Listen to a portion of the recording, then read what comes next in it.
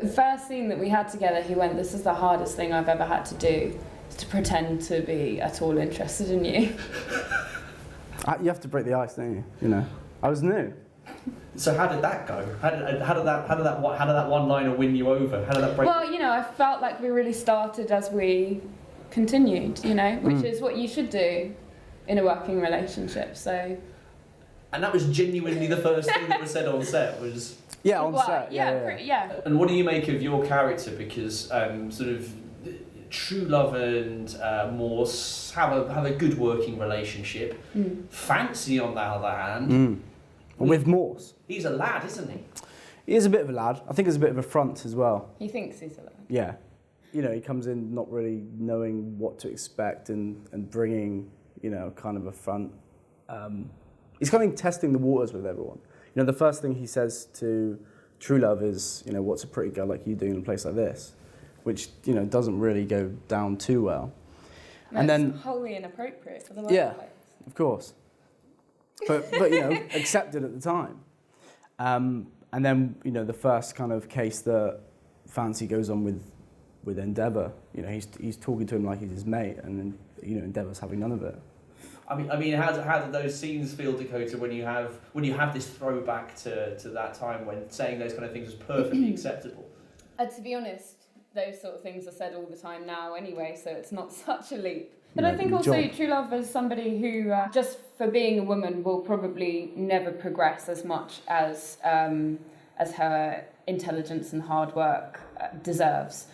And so I think she takes pity on Fancy for having such a hard time of it, because she knows what it's like to try your best and to not get anywhere with that.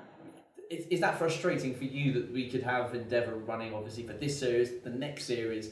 Trewlove more than pays her dues. She proves herself time and time again, and there is that. Not even glass ceiling. There's that. Well, it's very much like real life, isn't it? Does it really feel like that? Does it feel like it's kind of just her? She's saying a lot about the time we live in now, even though it's set. Yeah. You know, we think about it like we've come a massive way. I don't think we've come quite as far as we like to believe. You know, it's still a massive glass ceiling. I mean, we still have, in our industry especially, we have men being paid massively more than women for doing exactly the same amount of work. Not for necessarily being any more talented than their female co-stars. So not at all. You know, I think we have a long way still to go before we achieve anything even close to equality. But I think, I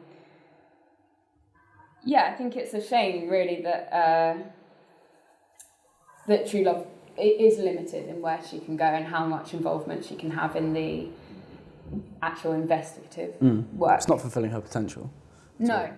But then that's a story in itself, isn't it? What's the chances of ever seeing a spin-off with Trewlove to see where she gets to? We always joked that we could do a spin-off. I want to do like Reggie and Shell, like the golden years. There isn't, to my knowledge, a show like that has shown what it's like for a woman in that sort of role and the limitations, and also where you can get with hard work. And I think it would be an interesting story to tell.